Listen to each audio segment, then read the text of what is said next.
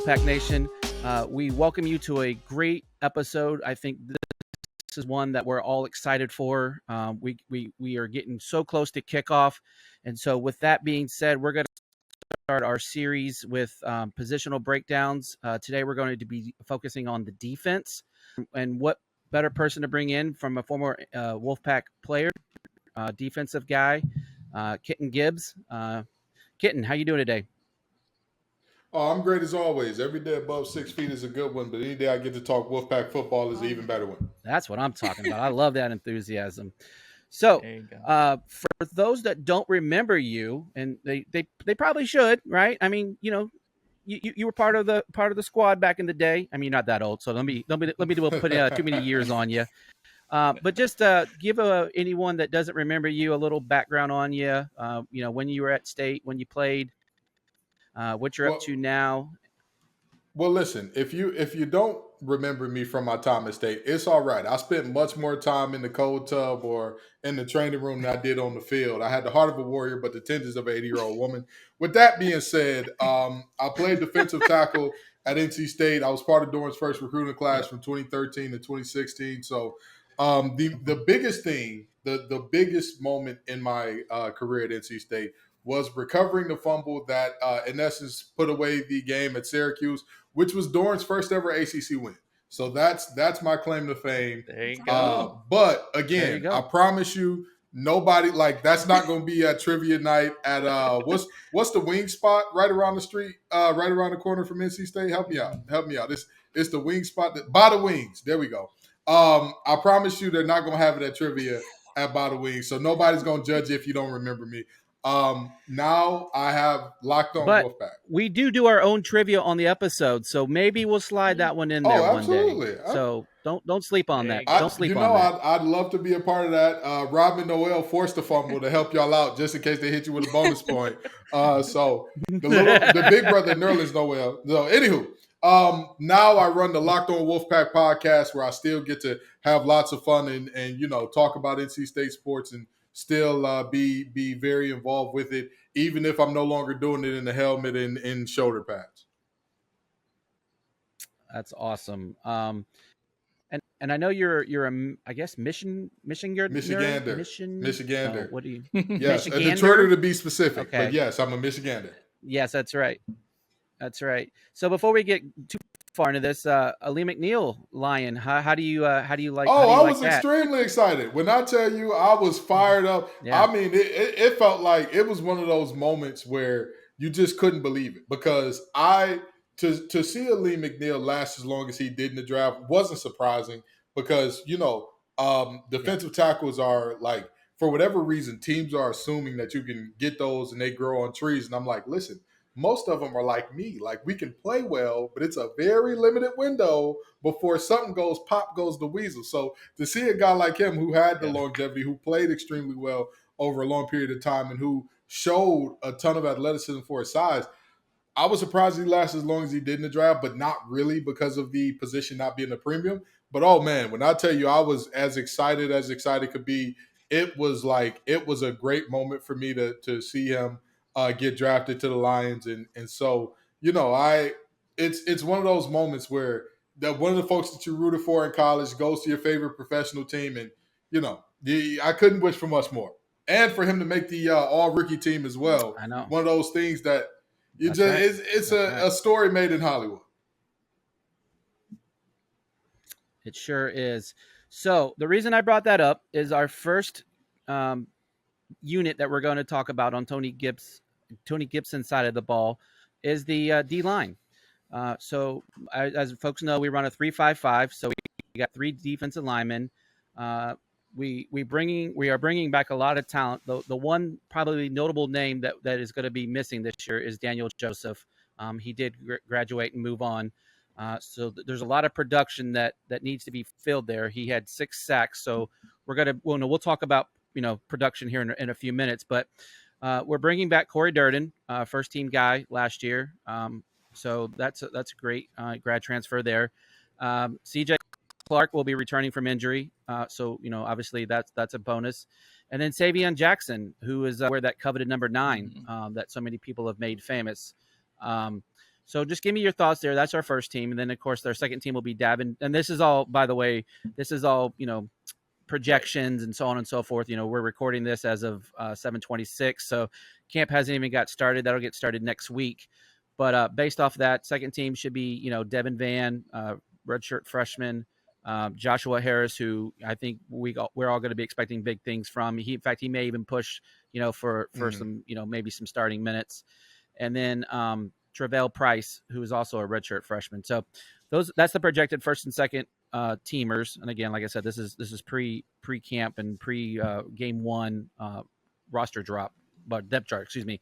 So just give me your thoughts there, and tell me what you're expecting. This is so fascinating to me. This defensive line is so fascinating because when you think of the 3-3-5, you think of undersized defensive linemen who are great with movement and they create a lot of chaos via their movement.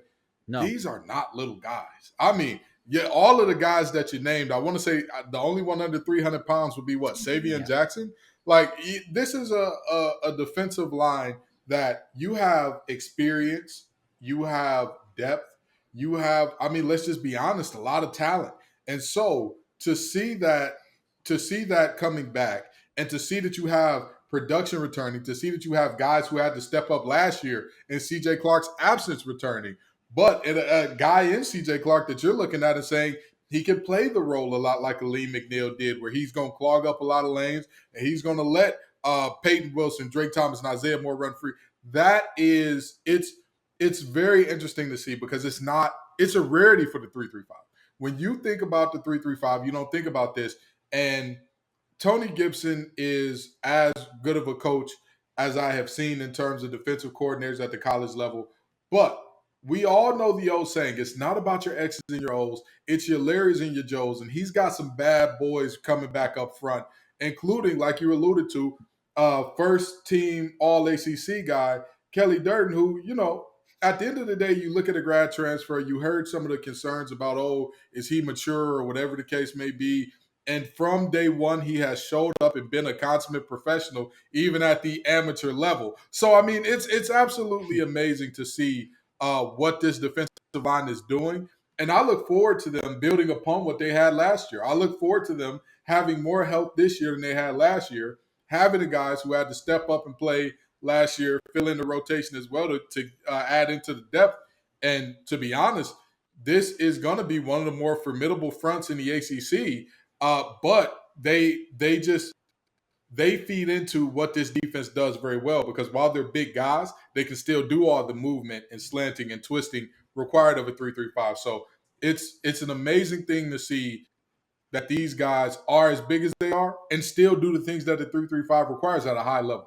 Absolutely great to see. So you mentioned, the first team right there, but the depth I think is what's going to be really great because last year a lot of those guys had to step up in the absences of CJ Clark. I think Savion got hurt at some point last year if I'm not mistaken. So those are reps last year where what was that now, Mackenzie? I think Savion played 9 games. He was out for 3. Yeah, I think so. I think he missed a few. I think he missed a few games. So, where I was going to go with that is these are guys last year that on your second team could very well easily be first team guys. Like you're not. There's not a drop off. And it shows because I remember Coach Doran after the Carolina game. After his press conference, he said in that game we'll talk more about the other players. We were missing 7 of the original 11 starters that started the season. So. And this will show up in the other areas too when we talk about the other units. But for someone, I think that off that second team that's going to have a monster year is Joshua Harris. I think he's lost like 30 to 40 pounds, if I'm not mistaken. So they're saying that he's just gotten so much stronger and quicker, in Coach Thunder's program. So off that second team, who do you see that could be a real breakout kind of player for us? Well, you took the words out of my mouth, but let me tell you something about Josh Harris. With the first time I ever saw him play, I said to myself, if he can drop about 30, he's going to be a problem. He's going to be a problem because the strength was there. But of course, you expect the strength out of a guy that size, the explosiveness and the ability to create knockback and penetration. Knockback is the ability to reset the line of scrimmage as soon as the ball is snapped. For those of you who don't understand, it's a very football jargon type of word. But the ability to do that is vital. It's vital because, I mean, if you think about what most colleges do now with spread and all that good stuff, right? The reality is it's dressing the pig. They still want to attack the A gaps to B gaps in the same way that ISO did back when Lloyd Carr was at Michigan and they were running pro style offense, or when you think about what Saban does at Bama, or when you think about Les Miles at LSU in that power game, it's not these offenses, even as much as we think about the spread, they're not predicated on getting the ball sideline to sideline so much as we want to spread the defense thin and boom, hit a gap. But the reality is, a guy like Josh Harris, if he can come in and spell CJ Clark, or even potentially be the starter there and do things that make that a really tough competition where you don't have a 1 and a 2, you have a 1A and a 1B, that is going to be absolutely monumental for this defense. That, to me, CJ Clark is who he is, and we're expecting him to be healthy and come back great. But I'm going to tell you now, the Josh being a guy who, like we already talked about, has slimmed down, has gotten stronger, has gotten more explosive. Him being a guy who resets the line of scrimmage sets the tone. From there, it's football and baseball have one thing in common. You want to be strong up the middle at every level. And the ability to have a nose guard that absolutely destroys those two A gaps, it's as a defensive lineman, I'm frothing at the mouth thinking about it because that's one of those things that just gets me excited.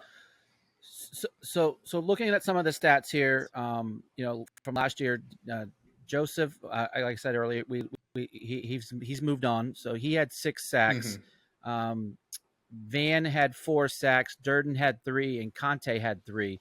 So that was 16 sacks from the defensive line. So, but you're having to replace 9 sacks from that squad last year. Now, we did have Durden kind of moving around last year because of injury and all of that. So I'm expecting his production probably to go up a few. Out of the group that we've talked about, who's the guy that you're looking really to start, wreaking havoc in the backfield, getting to the quarterback? Because that was something that we, at times last year, struggled doing.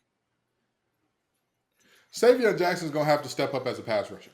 He's there's no ifs, ands, or buts about it.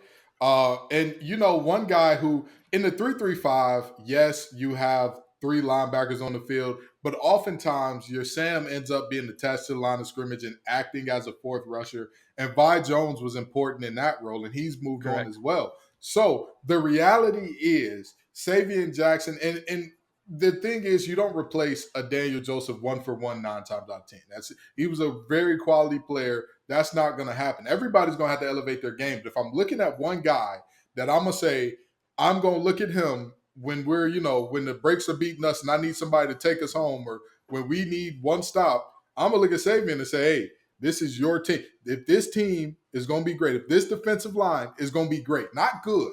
If y'all are going to be great, you, sir, have to find a way to be a guy who draws double teams and beats those, because at the end of the day, we all know football is about changing the math. And realistically, in the 3-3-5, you're always going to be outnumbered in terms of pass rush unless you're sending a lot of pressure. So with that being said, if you got a 3 to 4 man rush going, somebody's got to be a guy who beats the numbers, who changes the math. Savion, yeah. I'm looking at you. Change the math. Corey Durden is going to be a guy who you expect a lot of as well. But with him being who he is, I don't have any doubts there. You're wearing number 9. You're going to be the guy. Be the guy. Period. Yeah, absolutely. That's a great point there. Before we continue, I want to take a quick second to tell you about our sponsor, Flatlands Jessup Insurance Group, that has your whole world covered, with agents in 5 offices throughout Eastern North Carolina to help you decide how much coverage you need. Offering policies for home and auto, recreational vehicles, commercial, crop, health, life, and employee benefits. They are able to combine options to find a comprehensive solution that works for you. Flatlands Jessup protects the things you love so you can spend less time worrying and more time enjoying them. Find them on Facebook and Instagram at Flatlands Jessup. You can also visit their webpage at www.flatlandsjessup.com. So please make sure to go and check them out. So let's talk about a little bit about the rush defense, because it starts up front with the push from those guys, and then obviously you get your second, your linebackers filling gaps. Last year we averaged giving up about 124 yards a game. So not bad there. I don't think. So with that being said, though, um, I, I I would be okay with production again this year. I don't know where that ranks, the ACC and so on and so forth, but talk a little bit about like our rush defense, because between the up front, the D line and the linebackers filling their gaps. I think we'll still be solid there. I don't see a drop off in that regard. What are your thoughts there? I agree. And here's what I'll say about that run defense. Of the 124 yards allowed per game, I want to say that half of those belong to Sean Tucker on his own. I mean, he kept Syracuse. They say they put the team, some people put the team on their back. Well, listen, he put the team on his back, in his girdle, wherever they had to go in order for him to carry him to the end zone. But now, with that being said, I think that the production should match or exceed what it was last year. But I think that this is a situation where it is incumbent upon the defensive line to set the tone. If we're talking about the Russian defense, we know what our linebacking core is. We know we saw it last year. You lose the Superman of the group, Peyton Wilson. The play elevates. You lose the cerebral guy of the group in Isaiah Moore, and then Drake Thomas all of a sudden becomes one of the best mics in the country. You know what this linebacking core is. However, it's not just about them. When you talk about run defense, this is about everybody buying in to stopping the run. It's about safeties getting their fits properly. It's about the defensive line reestablishing the line of scrimmage. It's about our edge contain guys funneling the ball back to where it needs to go, or making it bounce to where we're not getting north and south, we're going east and west. So I think that the rushing defense should be at least as good as what it was last year. But I'm going to tell you this. This is my only concern about this defense. The rushing defense is not as much of a concern, and I'm not talking about the running defense in particular, our ability to stop the run. It's the idea that everybody's been excited about this defense. Ever since we got over being pissed off about the Holiday Bowl being canceled and there being no replacement, we were all excited about this defense coming back. The problem is, the potential problem is, if you get fat and happy. If you think, oh, we've arrived now, boys. Everybody's talking about us as we got the baddest linebacking core of all. We got all this and that going for us. We just gonna step up. That is complacency, and the idea of I've arrived is something that you always want to beat back with the biggest stick possible. And the some of the disrespect that's lobbed at NC State and the brand that is NC State during the offseason works to help that. But our running defense should be as good or better than it was last year. If not, with what we're seeing in terms of, let's just be honest, what your team is a lot like the dating pool. It's about comparisons, right? The better looking the folks are around you, the lower, you start looking at your partner like, your nose kind of funny looking. There's all these models out here, all these guys are built like bodybuilders, your arms kind of puny. But that's the reality. Is the ACC is seeing a little bit of a decline in terms of talent across the board. And so if this defense cannot reproduce what it did last year or better, there will be questions about what was the problem, what was going on, because I haven't seen anybody come into the conference that I'm like, oh man, that guy, he's going to be you got Jahmyr Gibbs leaving the conference. You got Mateo Durant leaving the conference. And granted, we didn't play those guys, but you got some of the best backs in the league are gone now. And so if you cannot stop the run at the same level as you did last year, I'm gonna be looking at you. You're looking funny in the light, as they would say where I'm from. You gave the analysis of a dating partner. I'm telling you right now, if NC State were to show up on my dating app, I'm swiping right every time. So I'm good there. But so tomorrow, again, this recording is of 7/26. The ACC will announce their preseason selections, and at the end of the day, it's just fun talk, right? Like, it doesn't mean anything. You still got to show it on the field. Mm-hmm. It's a bunch of riders that mostly have never even put a helmet on their head. And and they're all now armchair quarterbacks. But obviously, Corey Durden was a first team all conference guy at the end of last season. Who on this unit do you would you expect, or would get some of those considerations? Honorable mention, first team, second team. What are your thoughts on that? D Now, line, are we still still D line, talking yeah, just D yeah. We'll line, do or are this we for every talking position anybody on group. defense? Okay, so if we're talking D line, I don't think that there is anybody else that would get heavy consideration. Maybe Savion Jackson, because while his season was cut short, he was very effective in the time that he was able to play. Like, that's just the reality there. And that means something. However, and in the words of Bill Parcells, the best ability is availability. So that may end up hurting them in the long run. But I think that Savion is the only other guy that should be looking for, or should be shocked if there isn't even a preseason honorable mention situation going for him. But all the rest of you guys, let's be honest, you're a bunch of no names. But you want to know what one of the greatest defenses of all time was? The no-name defense of the, what was it, the 1972 Dolphins? Yep, Am that I was right? the undefeated one. Yep. The only undefeated team in NFL history from start to finish, they had the no-name defense. So guess what? No-name guys in that room, it don't matter if people know your name right now. Go make them know your name. And I think it's safe to up. assume the way the kind of the guys, and you can definitely attest to this, the coach, the type of players the coaches on the staff recruit and develop, they're not looking for that recognition, right? They want wins and losses on Saturdays, the occasional Thursday. They want to have a chance to be in the conversation at the end of the season, an ACC championship game and some great postseason potential. But it is kind of fun to have some good chatter in the locker room, I'm sure, and kind of yuck it up a little bit. But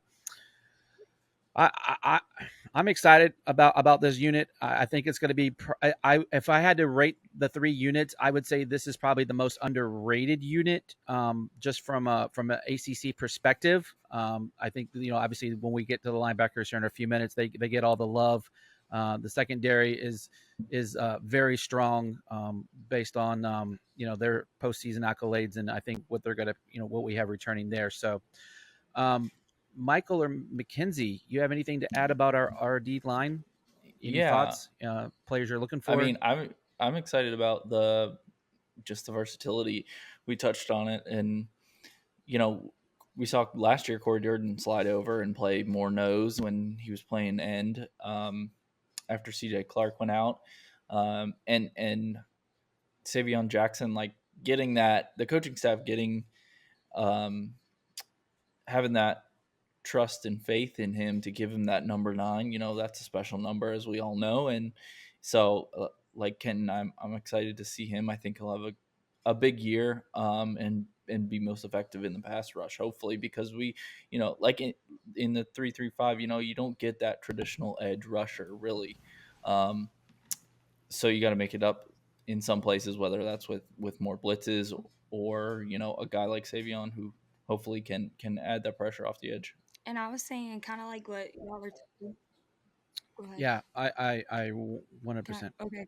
I just feel like because of all the injuries that did happen last year, it's very beneficial for the guys that did have that moment to come out and show who they were, even if they weren't like now they're second string as of now before camp even starts. But like Davin Van, people like that, like I feel like they really showed out last season with all the injuries. So I feel like training camp's going to be very entertaining to see who actually will be starting on game 1.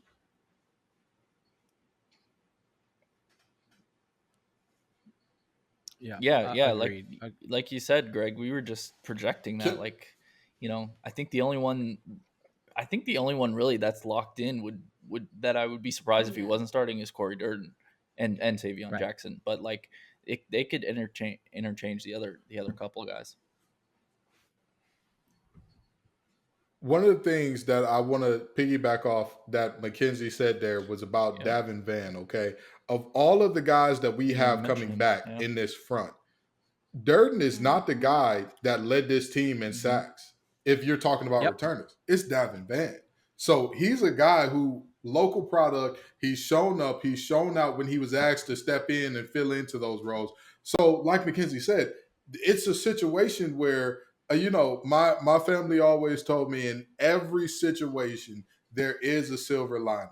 There is something to hold your head up about. And in this situation, in all the injuries that we had last year, and talking about, hey, 8 of our starters were going for the last game, you saw guys like Davin step up in ways that you're like, oh, wait a minute, who's this guy again? When he committed, I didn't hear too much about it. It was like a thief in the night. He just kind of snuck in and signed his letter of intent. And this wasn't somebody that you thought like, oh man, he's going to be a huge pass rusher from day one. And yet he showed up, he showed out. And so, like you all said, we are talking about these guys via projections. Right. We don't know who the starter's going to be. Because it's hard to bench that type of production out of was he a true freshman or redshirt freshman? I want to say redshirt. Give me 1 second. He's a redshirt freshman this year. So it was to see that production out of a guy that's his first time seeing live game action, because we can all practice is one thing, but when you got the lights get a little brighter, the crowd is as loud as they want to be, the stadium get a little hotter, everything is just different on that Saturday, on that Thursday night, on whenever you're playing, and he showed that he could perform. So Mackenzie, you're spot on in saying a guy like Davin Vann coming in via injury, it may have been a blessing for this team going forward. Yeah, 100%. We definitely don't get to 9 wins without these young guys last year stepping up and playing big minutes, big roles, big plays. I mean, you just keep using the word big all around for that. Yeah, I think, if you had to rate the groups 1 through 3, I would say that this would be the third rated group, but that's no disrespect on them. Like, this is a good defense. So, that's not a slight. Oh, yeah, do you disagree? Do you think? I'm not sure if this group is 3. Oh. I'm not sure. I think that they're a distant 2. I think they're a distant 2 from number 1. I don't think they're 3. Oh. I don't think that this group is 3. And I may be biased. Yeah, you're one of those big uglies. You're one of those big uglies. But hey, listen, I'm one of the big pretty guys. You understand that the big uglies is the offensive lineman. That ain't me. All right, that ain't me. I do my sack dance and all that. Just letting you know. That's fair. I consider all linemen big uglies. I mean, hey, I was a lineman too. So I mean, look at this face. I have a face for radio. So, but with that being said, I think we're going to cut it right here, because I don't want to talk about the linebackers, because that's going to be a good conversation. I think we could easily get lost in the linebacker conversation. So the ultimate cliffhanger, Wolfpack Nation, you got to come back for part 2. We're going to talk some more. We'll talk linebackers. We'll talk secondary. We'll talk a little bit more about expectations for next season. So please come back. We promise to deliver. There will be no clickbait. So with that being said, Wolfpack Nation, we appreciate you. Don't forget to like, subscribe, hit that bell. I think that's all of them, but just come back for part 2. All right, Wolfpack Nation. All right, we'll see you next time.